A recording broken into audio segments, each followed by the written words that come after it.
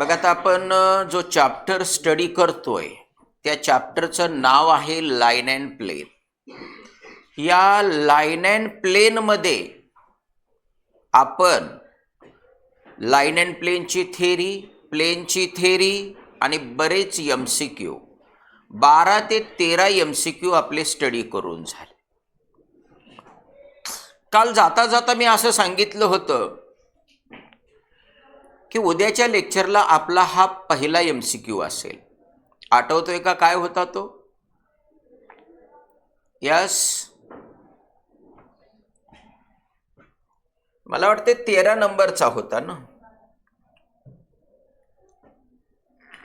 नाही, हा MCQ होता.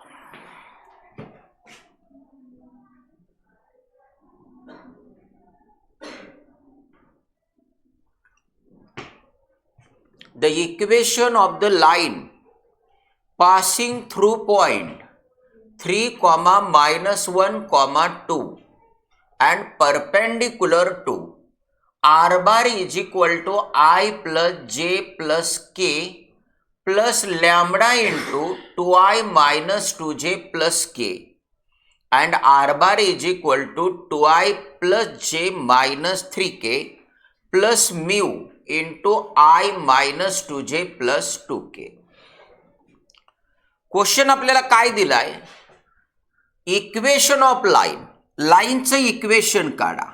आणि हे जे लाईनचं इक्वेशन आपल्याला काढायला सांगितलंय तर ते कार्टेशियन फॉर्म मध्ये आहे. हे तर बघा ना, XYZ XYZ XYZ XYZ. Equation जर इन टर्म्स ऑफ XYZ असतील तर त्याला आपण कार्टेशियन इक्वेशन म्हणतो.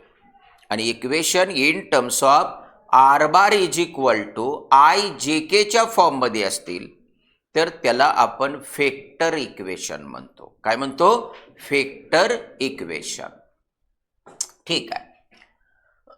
आपल्याला ज्या लाईनचे इक्वेशन काढायचंय त्या लाईनला परपेंडिक्युलर असणाऱ्या ह्या दोन लाईन आहेत. एक r bar is equal to yes I plus j plus k plus lambda into yes 2i minus 2j plus k. म्हणजे बेटवांनो, हा जो व्हेक्टर असतो याला मी b बार म्हटलं. का म्हटलंय हे थोड्या वेळात तुमच्या ध्यानात येईल.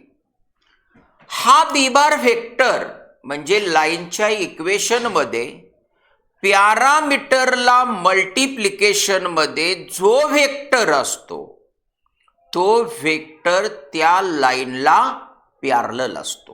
त्या लाईनला पॅरलल असतो. म्हणजे हा b bar is parallel to line 1. याला लाईन नंबर 1 म्हणू.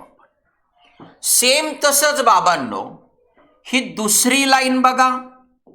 r bar is equal to 2i plus j minus 3k plus mu into I minus 2j plus 2k. ही आहे लाईन नंबर 2. आणि या पॅरामीटर म्यूला मल्टिप्लिकेशन मध्ये असणारा हा वेक्टर मी c बारने डिनोट केला I minus 2j plus 2k. तर हा वेक्टर असतो yes parallel to line number yes 2. याचा मला उपयोग काय थोड्या वेळात तुम्हाला कळेल. ज्या लाईनचं मला इक्वेशन काढायचंय त्या लाईनवरचा हा पॉइंट आहे. त्या पॉइंटला मी x1 y1 z1 म्हटलं. तो पॉइंट आहे 3 -1 2.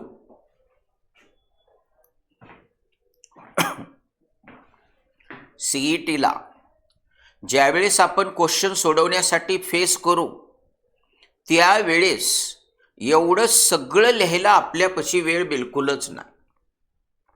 क्वेश्चन बघता क्षणी आपल्या ध्यानात आला पाहिजे की हा क्वेश्चन सोडवण्यासाठी मला अशा अशा पद्धतीने जायचंय. मी फिगर सुद्धा काढणार तुम्हाला समजण्यासाठी. आता बघा,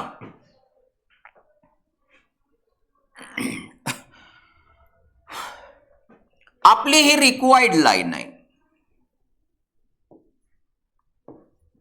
रिक्वायर्ड लाईन की जिच्यावर एक पॉइंट आहे x1 y1 z1 required line, आणि या लाईनला परपेंडिक्युलर असणारे, या लाईनला पॅरलल असणाऱ्या का परपेंडिक्युलर, यस, परपेंडिक्युलर असणाऱ्या दोन लाईन्स आपल्याला दिलेत. म्हणजे बाबांनो, याला या ठिकाणी परपेंडिक्युलर, आपण एका लाईनच्या ऐवजी त्यांचे व्हेक्टर्स घेऊ. हे बघा, ही जी लाईन आहे या लाईनला परपेंडिक्युलर असणार, या लाईनला पॅरलल असणारा व्हेक्टर बी बार आहे, बरोबर. म्हणजे लाईनला पॅरलल हा व्हेक्टर आहे, म्हणजे हा व्हेक्टर आपल्या रिक्वायर्ड लाईनला सुद्धा काय येणार, परपेंडिक्युलरच येणार, बरोबर. म्हणजे इथं B bar perpendicular to required line, फिगरची गरज पडत नाही. आता बघा, जॉमेट्रिकलीच जाऊ. नंतर ही दुसरी लाईन आपल्या रिक्वायर्ड लाईनला काय, परपेंडिक्युलर, आणि हा सी बार हा या लाईनला काय आहे, पॅरलल. याचा अर्थ सी बार सुद्धा परपेंडिक्युलर झाला रिक्वायर्ड लाईनला, बरोबर. मग मला सांगा, जर आपण बी बार क्रॉस सी बार घेतला तर हा व्हेक्टर कसा असेल, parallel. B bar cross C bar हा व्हेक्टर बी बार आणि सी बार या दोन व्हेक्टर्सला काय असणार, परपेंडिक्युलर. काय असणार, परपेंडिक्युलर. आता इथं काय झाले नीट बघा, बी बार हा रिक्वायर्ड लाईनला परपेंडिक्युलर, सी बार हा रिक्वायर्ड लाईनला perpendicular, B bar cross C bar हा काय असणार आहे, perpendicular to B bar comma C bar. Yes और नो,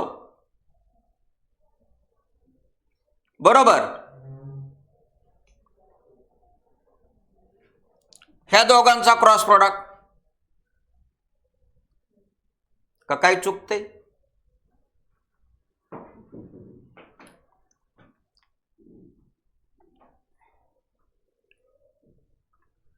हे प्लेन मध्ये असणारे दोन व्हेक्टर, हा बी बार हा सी बार, या दोघांचा क्रॉस प्रोडक्ट घेतलेला जो व्हेक्टर आहे तो व्हेक्टर या दोघांना काय येणार, परपेंडिक्युलर.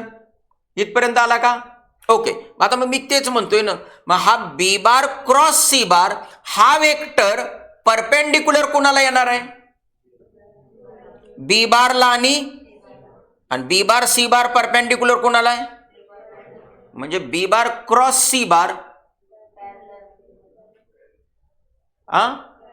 पॅरलल कुणाला येणार, बी बार क्रॉस सी बार पॅरलल कुणाला येणार, रिक्वायर्ड लाईनला. कळलं का, ते डायरेक्शन चेंज करते ना, कळलं.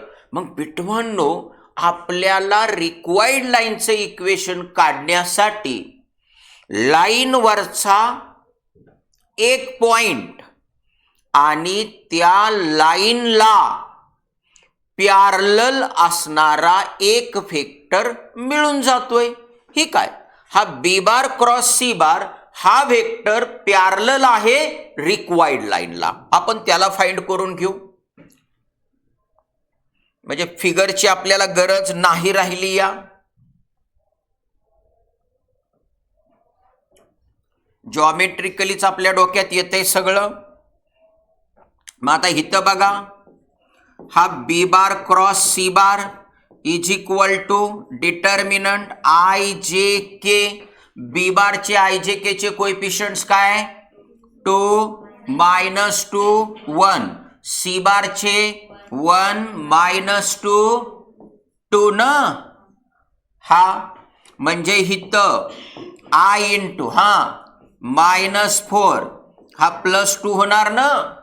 यस -j इंटू बेदुने 4 -1 प्लस k इंटू बेदुने 4 विथ निगेटिव्ह साइन आणि हे मायनस मायनस +2 म्हणजे बेटवांनो हे आलं -2i -3j yes 3j -2k. चलो आता बघा नीट लक्ष द्यायचं. कार्टेशियन फॉर्म मध्ये आपल्याला जायचंय. Yes equation of line passing through yes A point x1 y1 z1 काय आहे x1 y1 z1 3, -1, 2 and parallel to the vector whose direction ratios A, B, C हा व्हेक्टर पॅरलल आहे लाईनला. त्याचे डायरेक्शन रेशो म्हणजे IJK चे coefficient -2 -3 -2. मग Cartesian form काय येणार x - x1 upon A is equal to y - y1 upon B is equal to z - z1 upon C. चलो आता आपल्याला याच्यात व्हॅल्यू सबस्टिट्यूट करायचेत. हाय x -x1 काय 3 A काय आहे तुमचा -2 हे काय हाय A is equal to y - y1 -1 minus minus plus upon B काय आहे -3 z -z1 काय आहे 2 C काय आहे तुमचा -2. हे तरी तुमचा आन्सर असणार. किंवा इथं सगळीकडे मायनस साइन आहे. या इक्वेशनला मायनसने मल्टिप्लाय करू म्हणजे मायनसचं काय होईल हे प्लस म्हणजे x -3 upon 2 is equal to y +1 upon 3 is equal to z -2 upon 2.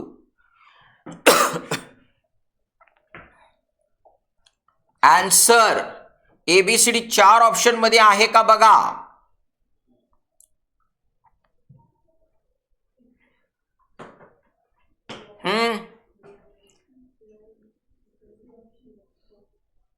डिवाइडला काय आपल्यात x -3 अपॉन 2 x -3 अपॉन 2 ह्या का इथं आलाय B पुढं y +1 अपॉन 3 आणि z -2 अपॉन 2 काय नाहीये इथं आन्सरला प्रॉब्लेम आहे. इथं 3 पाहिजे.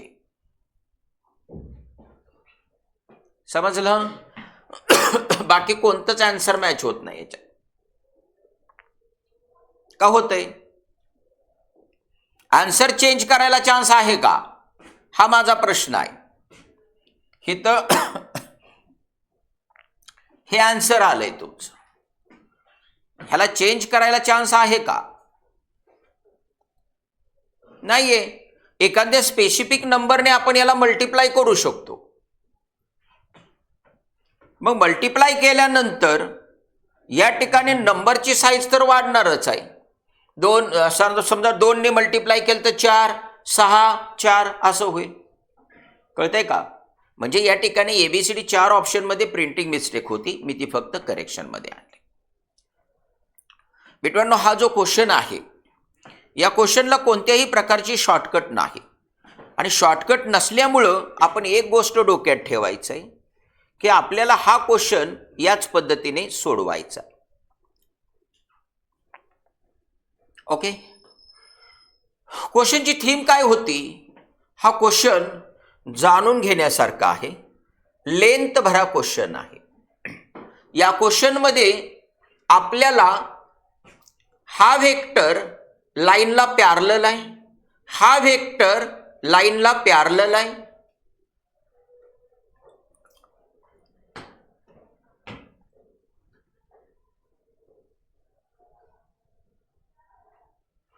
हा क्वेश्चन मध्ये बी रॉंग आहे, तुम्ही मला रॉंग आन्सर दिलंय.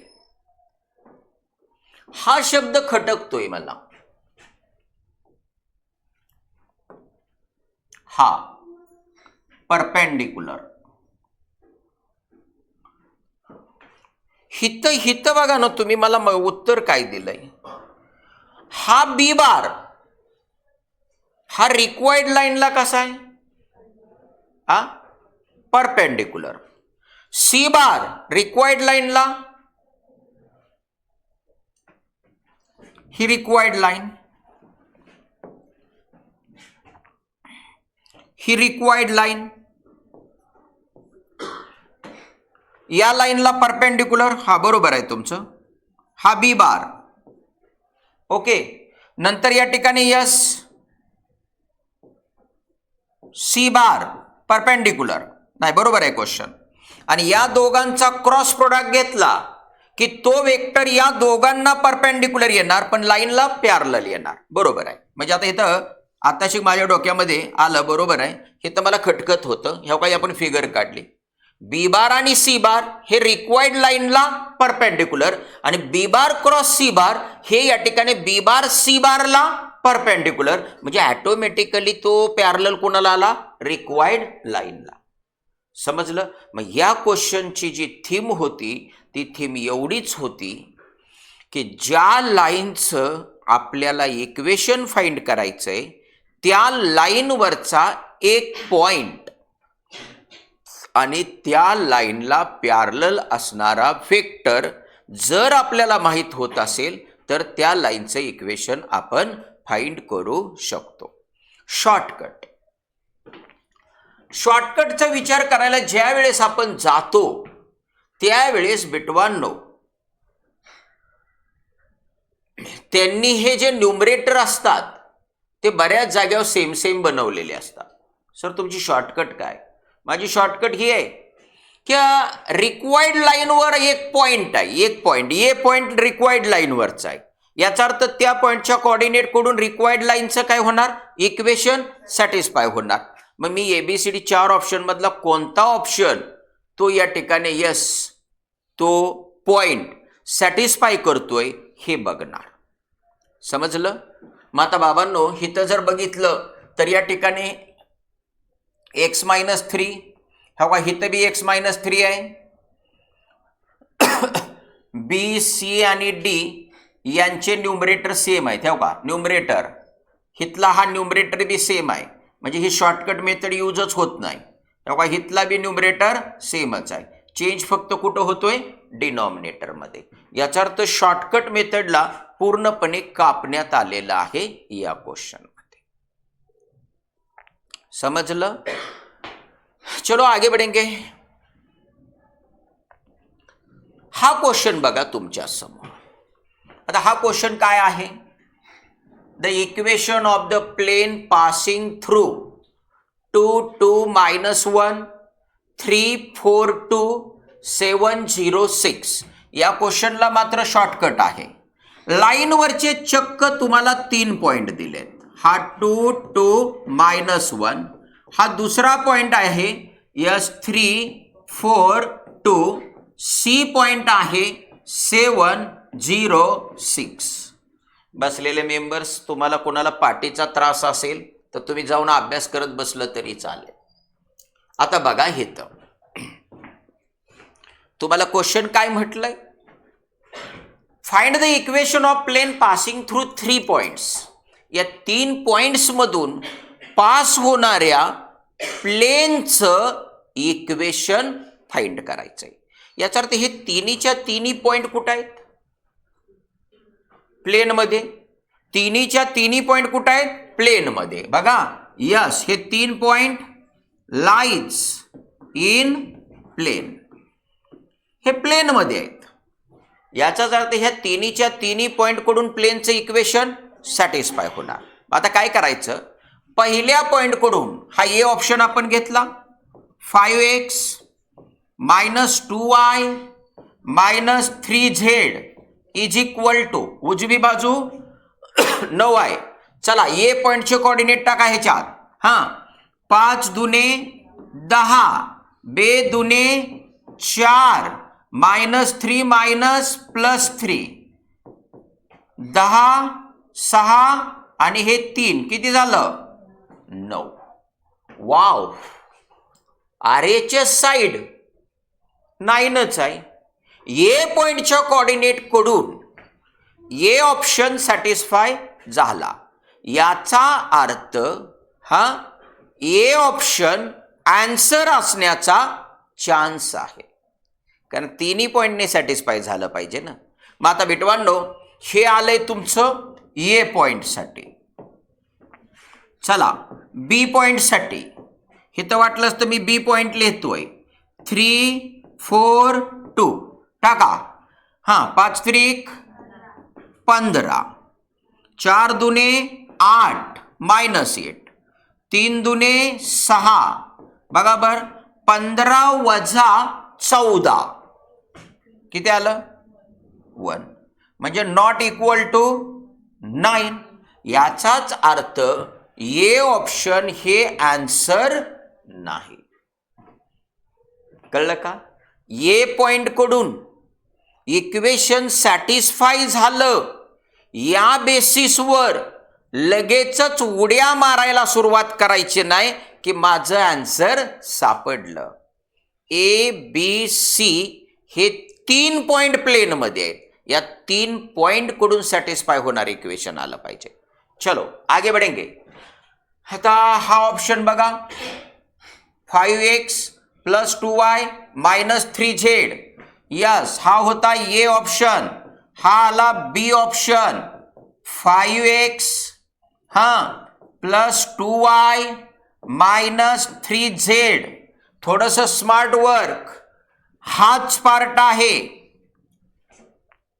फक्त चिन्ह चेंज आहेत. हिथं मायनस आहे, हिथं प्लस आहे, हिथं मायनस आहे, मायनसच आहे. बरोबर? याचा अर्थ कॅल्क्युलेशन हिथनं आहे असं चालणार. हे काय येणार? 10 सेम टर्म. हां, हे मायनस होतं त्यावेळेस मायनस, प्लस असताना प्लस, पुढं सेम चिन्ह. मायनस कसं हो? हे मायनस 3z प्लस 3 आलंय, मग मायनस 3z ला बी प्लस 3च येणार ना. म्हणजे काय आलं? 17. म्हणजे ए पॉइंटला या ठिकाणी यस कोणताही खतरा नाही, इक्वेशन सॅटिस्फाय झालेला आहे, 17 यायला पाहिजे, आलंय. याचा अर्थ हे आन्सर असण्याचा चान्स आहे, हे आन्सर असण्याचा चान्स आहे. आता कन्फर्मेशन मारण्यासाठी बी पॉइंट कडे जाऊ आपण परत एकदा. हा बी पॉइंट, ही काही कॅल्क्युलेशन आहे, चिन्हांचे चेंज फक्त. हां, 15 बोला की प्लस 8 होणार. हां हां, प्लस 3 तसा मायनस 6च. 17. वाव, आन्सर असण्याचा चान्स 99% झाला, 1% थांबलंय. आता सी पॉइंट जो आहे त्याच्याकडून सी पॉइंट काय? 706. चला, या पॉइंटसाठी 5 7 35, हा 0, 3 18 17. आन्सर नाही. आन्सर समजलं? ज्या वेळेस एक्झाम मध्ये तुम्हाला थेरी सुटणार नाही, म्हणजे थेरी आपल्या ध्यानात नाही, ॲक्च्युअल मेथड आपल्या ध्यानात नाही, त्यावेळेस असं काहीतरी करता यावं आणि आपण आन्सर काढावं हे आपल्या ध्यानात आलं पाहिजे. कळलं? म्हणून ही मेथड. आता हाच क्वेश्चन आपण ॲक्च्युअल मेथडने सोडवू ना. आपल्याला ॲक्च्युअल मेथड तर माहीत आहे. याला नाव दिलं मी शॉर्टकट, पण हे शॉर्टकट नाही झालं, कटकट झालंय, कटकट. हो म्हणून चला, बी ऑप्शन बी आन्सर नसतं तर सी ऑप्शन चेक करायला जावं लागेल. कळलं का? आणि सी ऑप्शन आन्सर नसेल तर डी ऑप्शन आन्सर असणारच, त्याला चेक करायची गरज नाही. पण या ठिकाणी एवढा प्रोसिजरचा भाग म्हटलं तर याच्यामध्ये आपला टाइम भरपूर जातोय. पण ही प्रोसिजर तुम्हाला उपयोगी आहे ज्या वेळेस तुम्हाला ॲक्च्युअल फॉर्म्युला आठवत नाही त्यावेळेस. हे समजलंय तुम्हाला? चलो, आता मी दुसरी मेथड घेतोय. बोर्डवर नीट लक्ष द्यायचं.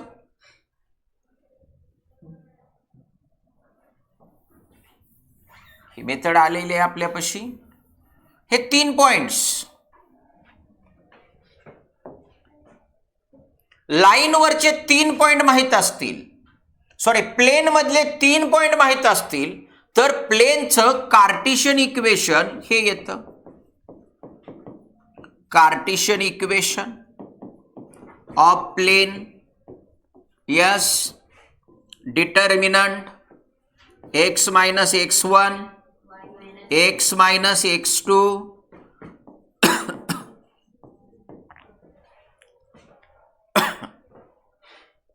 चुकलं ना? डिटर्मिनंटचे रो आणि कॉलम इंटरचेंज केलं तरी डिटर्मिनंटची व्हॅल्यू चेंज होत नाही. तुम्ही शिकलाय ते हे नाही शिकला, तुम्ही हे शिकलाय. x मायनस x1, हा, y मायनस y1, ओके, पुढं, हा हा,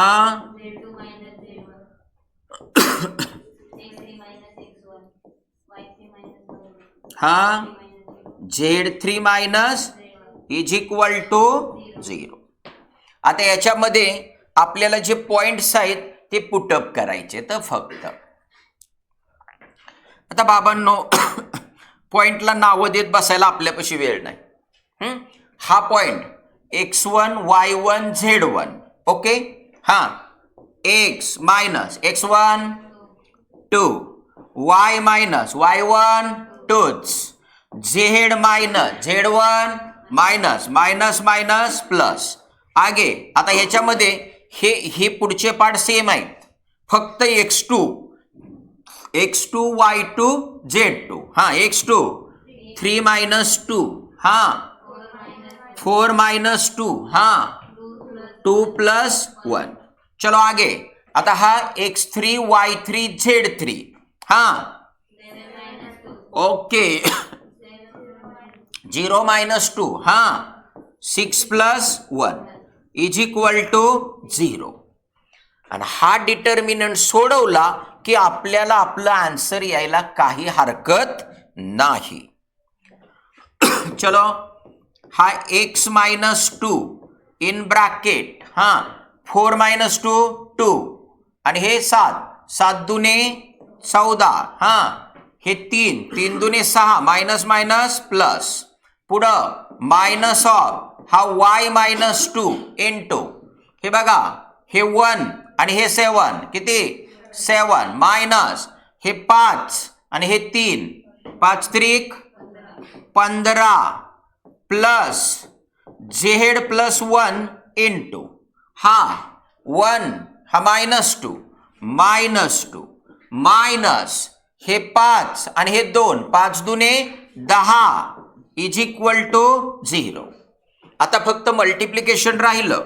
हे 14 आणि 6 20, हा, 20x मायनस 40, गुड.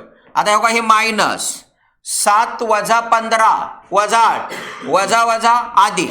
आता 8 ने मल्टिप्लाय 8y मायनस 16 बरोबर. पुढं हे -20 -20z आणि हा -20 इज इक्वल टू 0.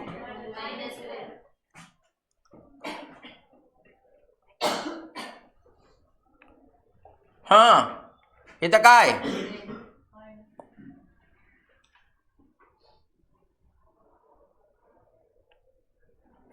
इथं -12 आणि इथं ओके. चलो आगे. हा 20x प्लस 8y -12z. आता कॉन्स्टंटचे ऍडिशन करा. हे 40 किती 40 आणि हे वजा 16 वजा 56 वजा 56 आणि 12 वजा 68. आन्सर मॅच होत नसेल तर याला कोणत्या नंबरने भाग जातोय का बघा. 4 ने जातोय. 4 पंचे 20 4 दुने 8 4 त्रिक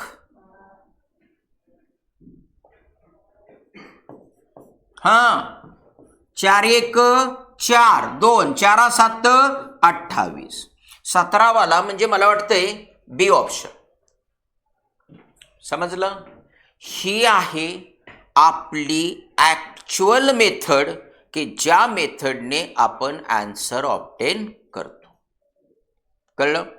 आणि ह्याच्या अगोदरची मेथड त्याला आपण रफ अँड टफ मेथड म्हणून टाकू, प्रॉपर्टी बेस मेथड म्हणून टाकू. तिथं फक्त आपण एवढाच विचार केला की हे 3 पॉइंट प्लेनमध्ये लाईज होतात म्हणजे ह्या 3 पॉइंटच्या कोऑर्डिनेट कडून प्लेनचं इक्वेशन सॅटिस्फाय होणार.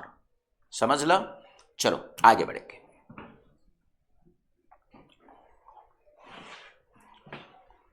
हा क्वेश्चन बघा तुमच्या समोर दिलाय. The sine of the angle between the line and plane is 1/3 then lambda. तेव्हा आपल्याला लॅम्बडाची व्हॅल्यू फाइंड करायची. एकदम सिंपल क्वेश्चन. हो का. ही लाईन आहे.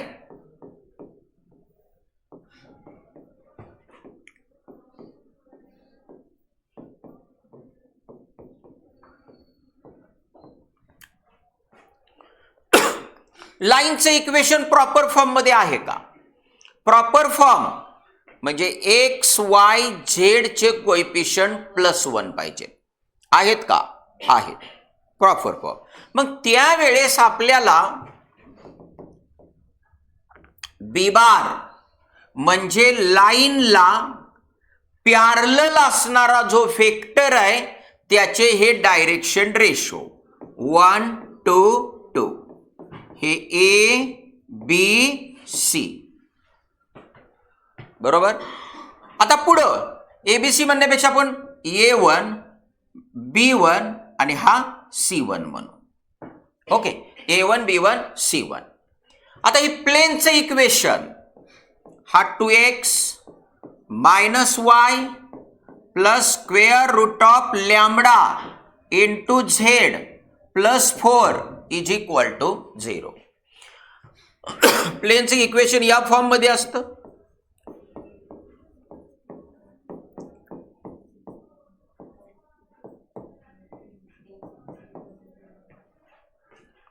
ax + by + cz + d is equal to 0.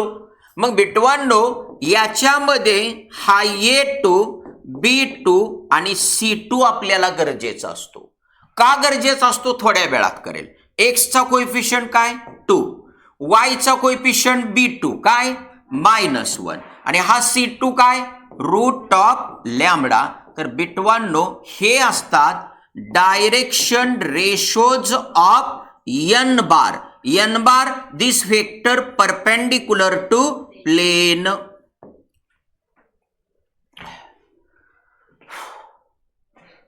Line आणि प्लेन यांच्यातला अँगल फाइंड करण्याचा जो तुम्हाला मी फॉर्म्युला दिलाय तो फॉर्म्युला तुम्हाला आठवला पाहिजे. मग मित्रांनो तो फॉर्म्युला असाच आहे ना. Yes, sine theta is equal to B bar. हा बोल. Very good. पण वैष्णवी बेटा आपल्याला याच्यामध्ये दिलंय काय त्याच्याकडे बघू. साइन ऑफ अँगल, हे काय साइन ऑफ अँगल हा दिलाय 1/3 बरोबर. आणि बी बार हा IJKच्या फॉर्म मध्ये नाही दिला. एन बार हा IJKच्या फॉर्म मध्ये दिलेला नाही. म्हणजेच इथं हे direction ratios A1 B1 C1 A2 B2 C2 यांच्या बाबतीत आपण स्टडी केलंय की ह्या दोन व्हेक्टरचा डॉट प्रोडक्ट डिनॉमिनेटरला मॅग्निट्यूड म्हणजे हे असं येतं ना. A1 A2 plus B1 B2 plus C1 C2 upon square root of A1 square plus okay हा पहिला स्क्वेअर रूट, दुसरा प्लस C2 स्क्वेअर. ओके. आणि मग आपण याच्यामध्ये व्हॅल्यू टाकणार. काही नाहीये. बी बार आणि एन बारचा डॉट प्रोडक्ट हे काय हे IJKचे कोइफिशियंट, हे IJKचे कोइफिशियंट. कळलं का. हे आता त्यांच्या फक्त व्हॅल्यू फिलअप करायच्यात. सांगा A1 A2. A1 काय आहे तुमचा 1, A2 काय आहे तुमचा 2 न पुढं plus B1 2 B2 plus C1 2 C2 root lambda upon square root of A1 square B1 square C1 square. Yes, 1 square plus 2 square plus 2 square. हा हे 2 स्क्वेअर प्लस रूट लॅम्बडा त्याचा स्क्वेअर. ओके. आता आपल्याला पुढच्या क्वेश्चन सिम्प्लिफिकेशनच्या दिशेने जायचंय. हा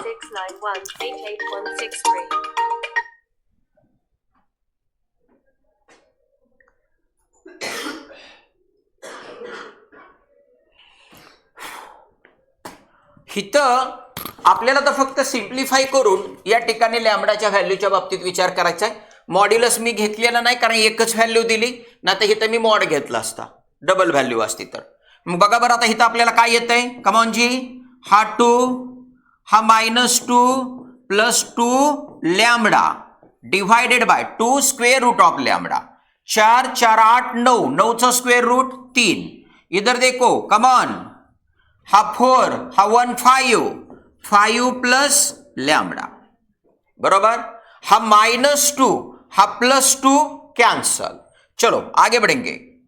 व्यवस्थित लक्ष द्यायचं. एकदम सिंपल क्वेश्चन आहे, पण शॉर्टकट नाही याला काहीच.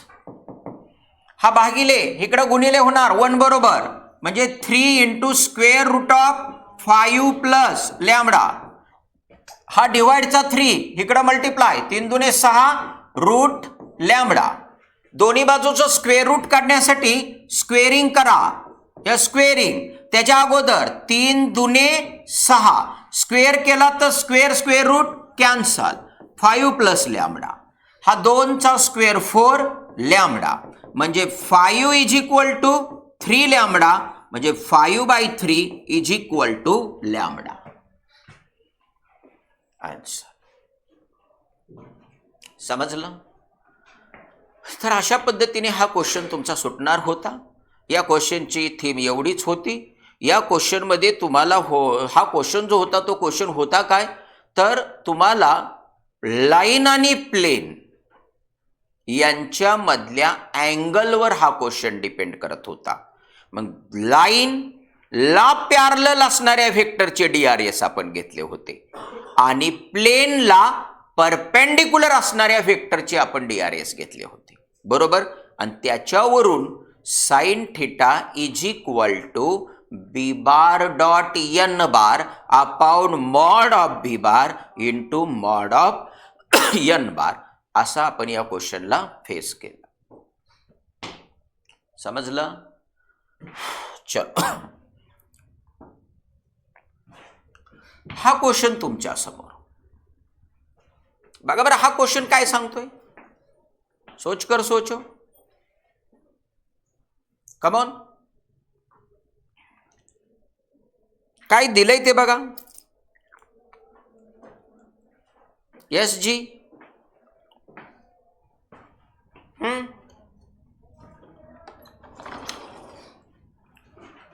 काय दिलंय? इफ द पॉइंट्स, हा पॉइंट, हा पहिला पॉइंट आहे ये 1 1 1 लॅम्बडा, दूसरा बी पॉइंट, हे दोन points equi distance from R bar dot this vector is equal to -13, तर लॅम्बडा काढायचे. हे दोन पॉइंट दिलेल्या प्लेन पासून इक्वल डिस्टन्सवर आहेत. बस एवढा पॉइंट आहे याच्यामध्ये. क्वेश्चन काय बघा. हे दोन पॉइंट्स या प्लेन पासून, कोणती प्लेन आहे? Plane yes, R bar dot 3i cap plus 4j cap minus 12k cap is equal to -30, बरोबर.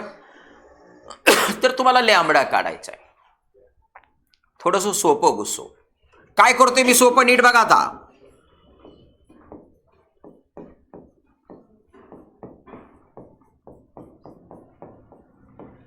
कुछ समझा?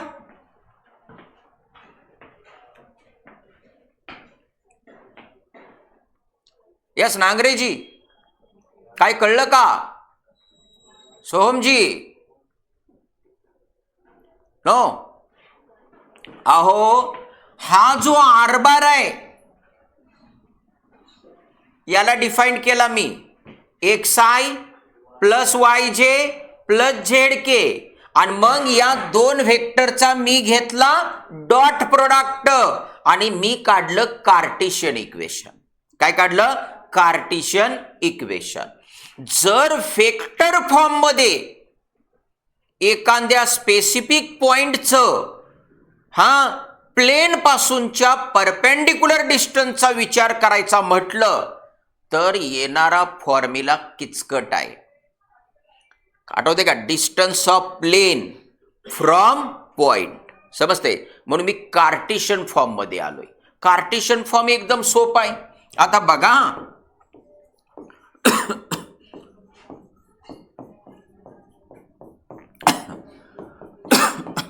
ओके. आता या ठिकाणी ही जी प्लेन आहे, या प्लेन पासून पॉइंट ए चं डिस्टन्स मी AM म्हणतो. ही आपली प्लेन, आणि हा पॉइंट ए, या पॉइंटचं प्लेन पासूनचं परपेंडिक्युलर डिस्टन्स मी AM म्हटलं.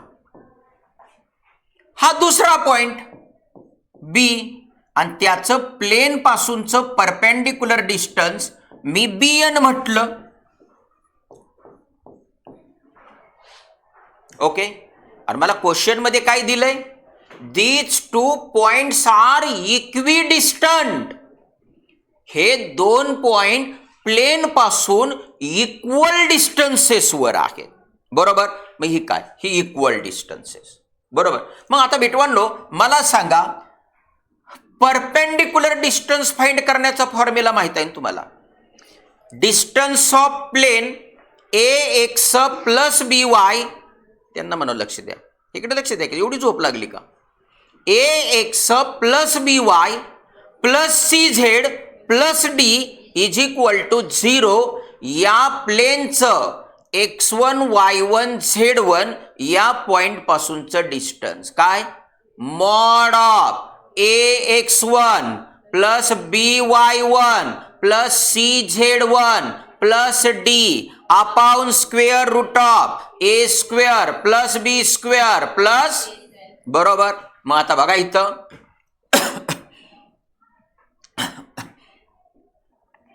हा पहिला मॉड इज इक्वल टू हा दुसरा मॉड am ही प्लेन, हा पार्ट न्यूमरेटरला एक्स वाय झेड च्या जाग्यावर ए पॉइंटचे कोऑर्डिनेट. कमॉन जी 3 इंटू एक्स काय आहे 1 प्लस 4 इंटू वाय काय आहे 1च, पुढं -12 इंटू झेड काय आहे लॅम्बडा, आणि शेवटी कॉन्स्टंट काय 13 upon square root of A square plus B square plus C square. A म्हणजे 3 आहे, बी म्हणजे 4 आहे, आणि सी म्हणजे -12 आहे. हा झाला am. आता bn, बी पॉइंट पासूनचं या प्लेनचं डिस्टन्स, म्हणजे हा पार्ट न्यूमरेटरला जाणार, एक्स वाय झेडच्या जाग्यावर बी पॉइंटचे कोऑर्डिनेट येणार. बोला 3 इंटू एक्स कोऑर्डिनेट -3, हा 0 आहे नका घेऊ, चला झेड कडं -12 इंटू झेड काय 1 ना, आणि हा पुढं plus 13, denominator 3 square plus 4 square plus -12 square. बरोबर. दोन्ही बाजूचा डिनॉमिनेटर सेम आहे, कॅन्सल झाला. कमॉन 3, हा 4 -12 लॅम्बडा प्लस 13 मॉड ऑफ 3 त्रिक 9 वजा 12 प्लस 13. चलो आगे. हाँ 13 4 17 3 किती 20. चला या बाजूला हे 12 हे 13 1 किती -8 ना, बरोबर. Modulus value always positive. याला ऑलवेज पॉझिटिव्ह म्हणू शकत नाही, कारण ह्याच्यामध्ये अननोन आहे. याचाच अर्थ हा मॉड रिमूव्ह केला की याला पॉसिबल 2 व्हॅल्यू येणार, एक प्लस वाली आणि दुसरी काय येणार मायनस वाली. बसलेले मेंबर, तुमची कंबर दुखत असेल तर तुम्हाला बाहेर जाऊन अभ्यास करायला अलाउड आहे, आधीच सांगितलंय. एनी टाइम उठून जाऊ शकता. आता बघा आपल्याला हे असं लिहिलंय +or -8, म्हणजे इथं हा +8 आणि हा -8. हा +8 इकडे आला तर मायनस, हा मायनस इकडे गेला तर प्लस, हे 12 कॅन्सल, म्हणजे लॅम्बडा काय आला एबीसीडी 4 ऑप्शन मध्ये लॅम्बडा इज इक्वल टू 1 आहे. अरे बाप रे, 2 व्हॅल्यू आहे, पण 1 एकाच जागेवर आहे ना इथं. चलो आगे बढ़ेंगे. हा सोडून घ्यावा लागन, कॉमा हा मायनस इकडे आला प्लस होईल. 20 आणि 8 28 12 लॅम्बडा 4चा भाग जातोय. हा 4 त्रिक 4 7 म्हणजे 7/3 येतोय. होतात का आन्सर मॅच? D option. समजलं? ही थीम तुमच्या ध्यानात येणं गरजेचं आहे. फॉर्म्युला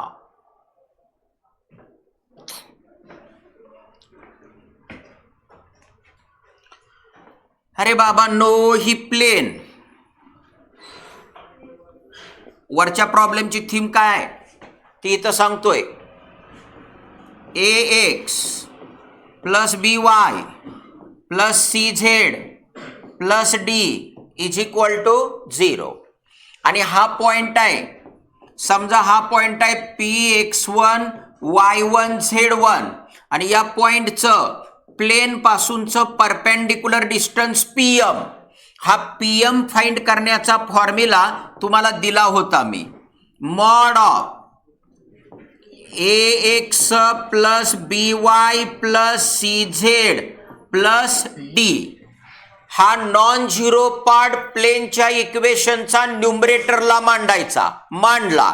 आता XYZ च्या जागेवर काय करायचं, ज्या पॉइंटचं परपेंडिक्युलर डिस्टन्स प्लेन पासूनचं फाइंड करायचंय त्या पॉइंटचे कोऑर्डिनेट टाकायचे.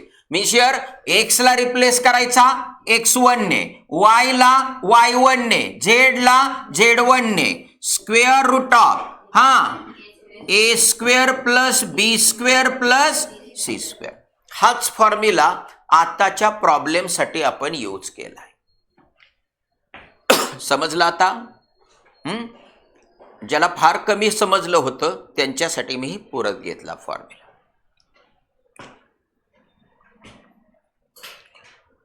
हा क्वेश्चन बघा, फॉर्म्युला बेस क्वेश्चन आहे. Formula base equation of line passing through point A bar and parallel to vector B bar. बघा, equation of line passing through point A bar and parallel to vector B bar. याच्यामध्ये कुठेही parameter दिसत नाही, दिसतोय. अरे वा, या question मध्ये त्यांनी दोन प्रकारच्या आन्सरचा बी विचार करायला तुम्हाला लावलाय. Vector equation of line in parametric form आणि vector equation of line in non parametric form. कारण ABCD चारही ऑप्शन मध्ये R बार आहे, म्हणजे वेक्टर इक्वेशन आहे. ओके, मग आता बघा बरं. यस, हे स्टँडर्ड सेंटेन्स आहे. Equation of plane passing through equation of line passing through A bar and parallel to vector B bar. काय येतं, R bar is equal to point position vector lambda into त्या लाईनला parallel असणारा vector. बघा, equation of line passing through point A bar and parallel to vector B bar. आहे का ABCD चार option मध्ये? हे नाही. और आपण थेरी मध्ये असं गेलो होतो, AR बार पॅरलल B बार. हे असं नव्हतं की घेतलं, ही लाईन, या लाईन वरचा हा एक पॉइंट दिलाय आपल्याला A बार आणि या लाईनला पॅरलल वेक्टर दिलाय B बार. लाईनचं इक्वेशन ऑब्टेन करण्यासाठी आपण या लाईनवर एक जनरल पॉइंट घेतो R बार आणि मग हे AR बार हा वेक्टर B बारला काय आला, पॅरलल. आता non parametric vector equation obtain करायचं असेल तर आपण वेक्टर प्रोडक्ट मध्ये घुसतो. काय, AR bar cross B bar is equal to 0 bar. दोन वेक्टर एकमेकांना पॅरलल असतील तर दोन check number 1 vector scalar multiple of other vector आणि दुसरा चेक काय, त्या दोन वेक्टरचा क्रॉस प्रोडक्ट 0. मग आता बघा बरं, इथं याला डिफाइन करा, R bar minus A bar cross B बार 0 बार. आहे का ऑप्शन? का इथं नाही, सिंप्लिफाय झालंय. R bar cross B bar minus A bar cross B बार, म्हणजे इथं R बार क्रॉस B बार हा मायनस तिकडे गेला तर प्लस. D option. एवढं मला याच्यासाठी सोडवावं लागलं की तुमच्या देण्यात नसावं हे, या बेसिसवर. अदरवाईज हे फॉर्म तुमचे तोंडपाठ पाहिजेत.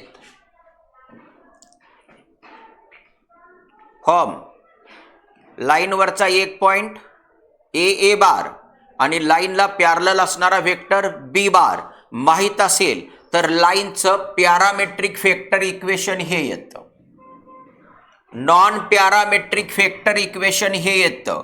थेरीचा पहिला दुसरा व्हिडिओ बघून घ्या, त्याच्यात सगळं दिलंय मी. R बार क्रॉस त्या लाईनला पॅरलल असणारा vector is equal to A bar cross त्या लाईनला पॅरलल असणारा वेक्टर. अशा पद्धती कळलं? ओके. आणि तिसरा फॉर्म बाबांनो तुम्हाला हा दिलाय मी, X minus x1 upon A is equal to Y minus y1 upon B is equal to Z minus z1 upon C. याला म्हटलं जातं कार्टेशियन इक्वेशन ऑफ लाइन. समझलं? चलो आगे बढ़ेंगे.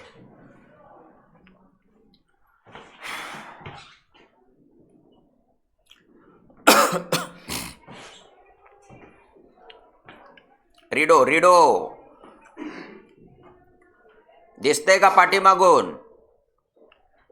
The ratio in which XZ plane cuts the line segment joining the points -2, 4, 7 and 3, -5, 8 each.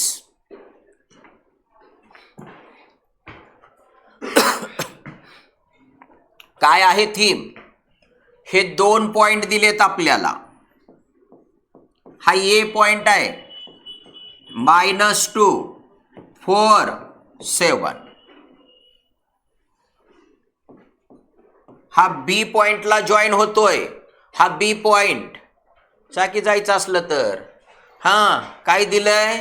3, -5, 8. बरोबर? आता आपल्याला दिलंय काय नीट बघा. The ratio in which the XZ plane cut the line segment joining these 2 point.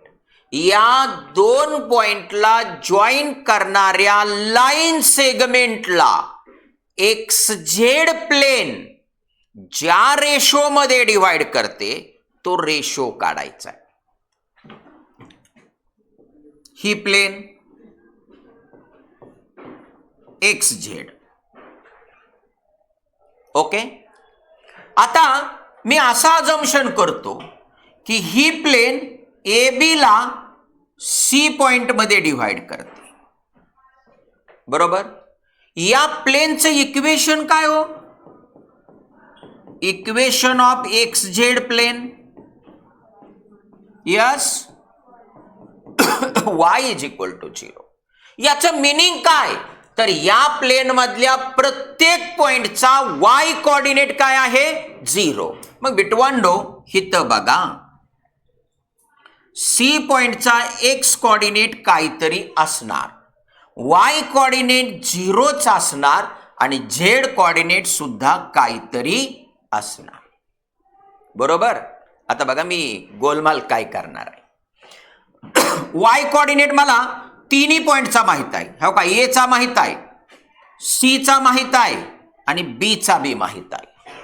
मग मी अजम्पशन करतो let point C divide segment A B internally in the ratio k:1. Assumption काय केलं? पॉइंट सी हा ए बी ला k:1 मध्ये divide करतोय using section formula.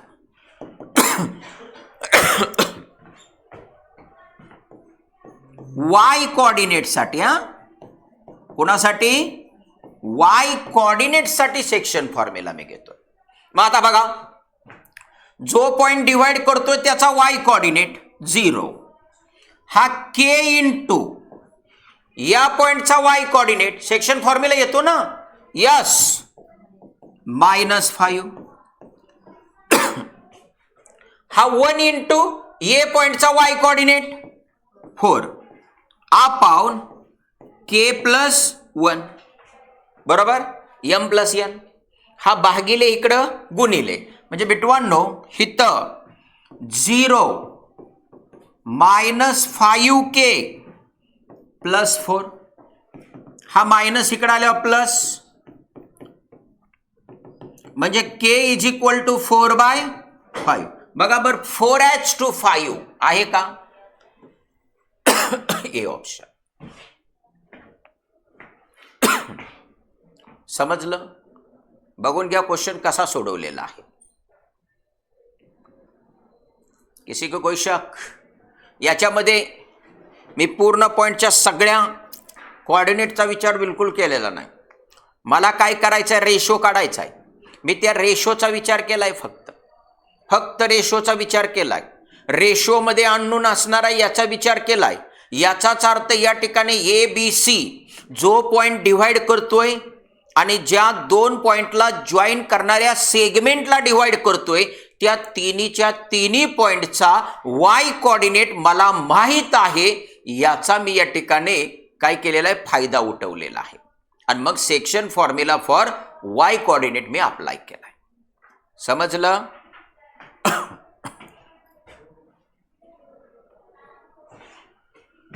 अरे वाह, स्टँडर्ड आहे हे.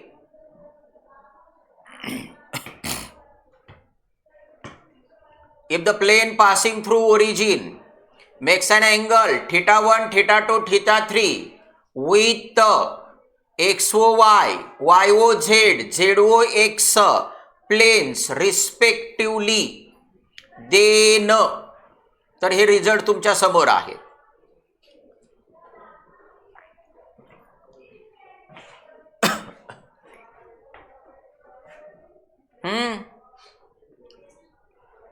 प्लेन पासिंग थ्रू ओरिजिन,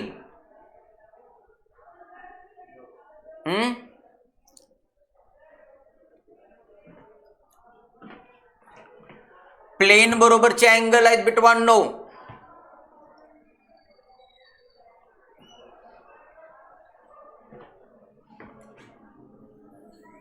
मला माहित आहे तुम्ही कुठं गोंधळलाय. ती जे तुम्हाला माहित आहे का नाही ते इथं नाहीये.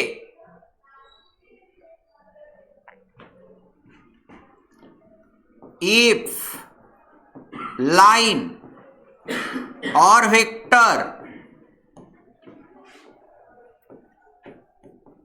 Makes an angles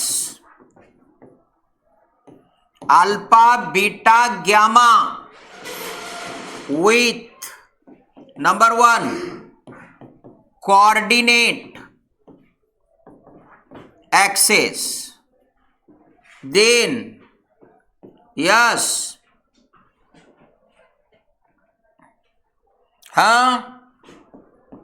cos square alpha plus cos square beta plus cos square gamma 1 असतं. दुसरा result sign square alpha plus sine square beta plus sine square gamma. Yes, काय असतं, -2 असतं. अहो मला ज्यांना लावायचे ते लावलेत, तुम्ही बसा. Sine square alpha plus sine square beta plus sine square gamma is equal to -2. आणि तिसरा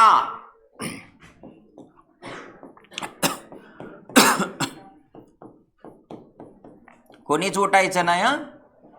cos of 2 alpha plus cos of 2 beta plus cos of 2 gamma is equal to -1. हे रिझल्ट आहेत. आणि आणखीन एक रिझल्ट तुम्ही शिकलेला आहात, त्याला मी पॉइंट नंबर 2 म्हणतोय. Line or vector makes an angle alpha beta gamma with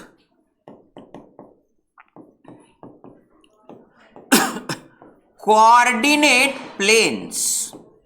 coordinate planes बरोबर त्यावेळेस बाबांनो cos of 2 alpha plus cos of 2 beta plus cos of 2 gamma is equal to 2 असतं. समजलं? असा रिझल्ट कुठं तुम्हाला दिसतोय का? -1 आहे हो ते. हे -1 आहे. आणि सगळ्यात महत्वाची गोष्ट, हिथं शब्द वापरण्यात आलाय प्लेन. बरोबर, प्लेन आहे.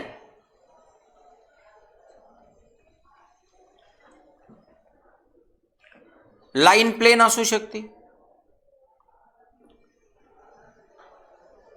प्लेनला आपण लाईन मध्ये कन्वर्ट करू शकतो का नाही? ओके, चलो इथपर्यंत तुम्हाला पॉईंट कळलाय. नेक्स्ट लेक्चर याच क्वेश्चन पासून स्टार्ट होणार. आतापर्यंत आपण थांबणार. बरेच MCQ आपण आता कंप्लीट केलेले आहेत. थांबूया.